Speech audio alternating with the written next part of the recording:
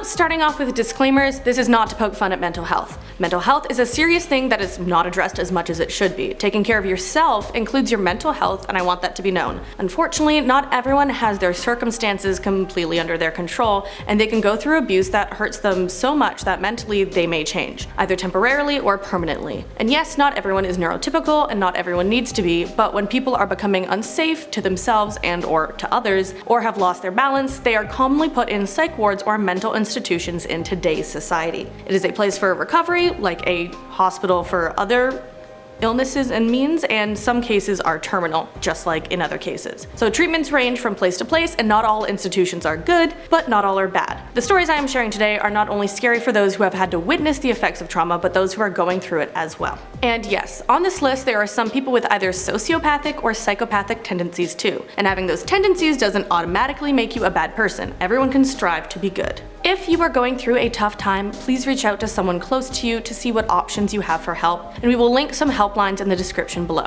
Last warning, some things may be triggering. As this deals with mental health, there are mentions of graphic self-harm. Alright, now that has been said, let's get into the stories. Heed those warnings, please. Starting us off at number 10 is underwater. Jade Raven on Reddit wrote about a 9-year-old that was in child psych as an acute inpatient. The reason? The mother of the child refused to allow them to have another lollipop, and his response was far from normal. He calmly and purposefully drowned a toddler. The Redditor wrote that there was no spark of anything in that 9-year-old's eyes. No life, no humanity, it was stark cold, terrifying. So basically, an emotionally attached toddler felt detached from the actions that sent another kid to their end. Next at number 9 is PORPHYRIA. So Deviana Morgan on Reddit shared her mother's experience since her mother had worked in mental institutions previously. She even worked at a large and well-known asylum before it shut down apparently. One patient where she worked was a woman who thought she was something like a vampire. Because of this, she was limited to being allowed out only 1 hour per day. And even during this time, they had used safety precautions because she already killed at least one worker at the hospital before they made these changes. When she asked for more information about the patient, she was told by the others that the patient had killed at least 2 of her children. She also wounded another and her husband.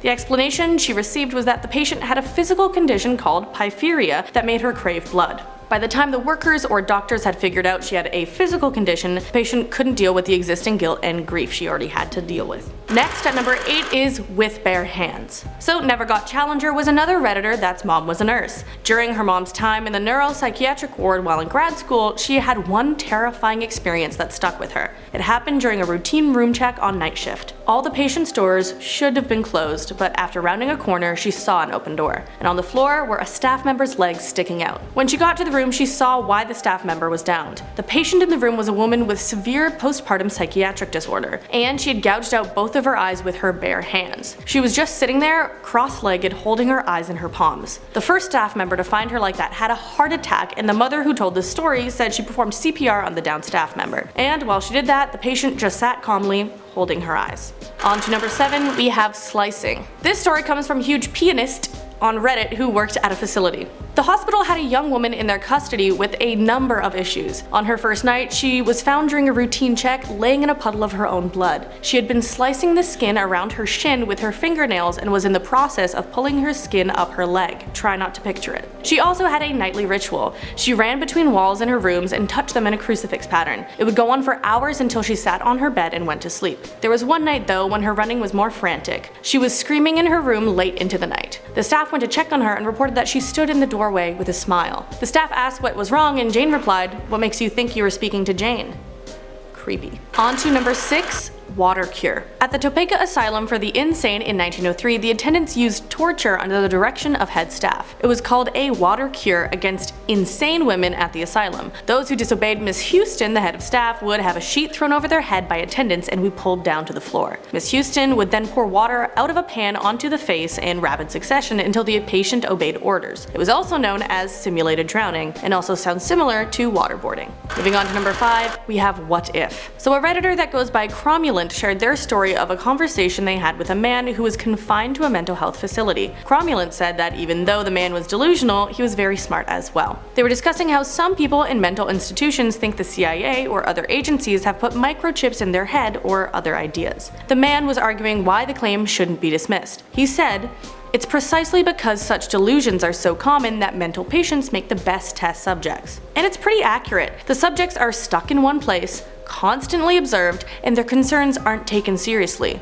How could someone know? Imagine being in a place where people trap you there for your own safety, and refusing their rules leads to more isolation. And then add onto that the idea that you can't trust your own thoughts. It's a scary place to be. Next at number 4 is Inside. This one comes from Atheist Comic. There was a patient with severe brain damage that was kept locked in a padded cell naked. She wasn't given access to anything that she could put in her mouth. This is because she would try to eat it every single time. She would eat anything. The examples given were styrofoam cups, plastic cutlery, and plates. Then one time on a full moon, she snuck a plastic spoon from a tray on the way to the bathroom, and with it she plucked one of her eyes out. This was despite her restraints and attendants, and in the end, they found the eyeball in her stomach. As I said, she ate everything. Next up at number 3, Hide the Knives. A tech in psych years ago shared their experience too. They met a 7-year-old kid who was sent there because the mother was afraid of her own son. She kept finding mutilated animals in their backyard, and neighbors' pets were disappearing. Also, the young boy hid knives around the house and then lied about it to his mom. Then, if they ever had an argument, the boy would get violent and threaten to kill his mother. She would also wake up to him standing beside her bed and staring at her, and so she set up locks on her bedroom door after that. She brought him in after she discovered over 50 knives hidden under his mattress. The people in the hospital described him as robotic in the way he talked. It was as if he was saying what he expected people were wanting to hear.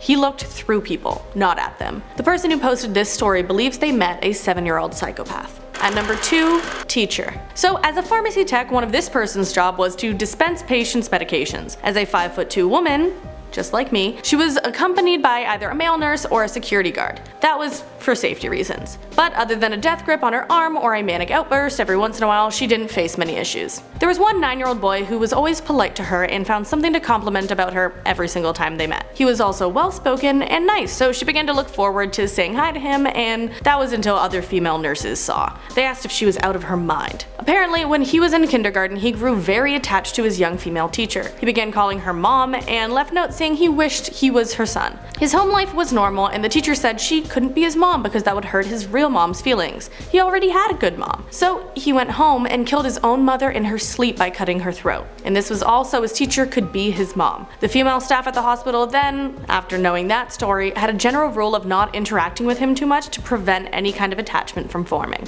At number 1 is Cockroach. So this one is not for the faint of heart. Just warning you. One person's dad told them a story of a time he pulled a cockroach out of someone's tongue. What the doctors assume happened is that the patient ate roach eggs along with something else that cut their tongue. This unique situation let the egg embed itself in the tongue and hatch there. So the person was admitted with a horrible looking tongue that needed to be dissected so the doctor could take out a still squirming cockroach. And on that note, that is the end of top 10 most terrifying mental hospital stories. Again, links to resources or phone numbers will be down below. I've been your host Abby, and until next time, it gets better. Goodbye.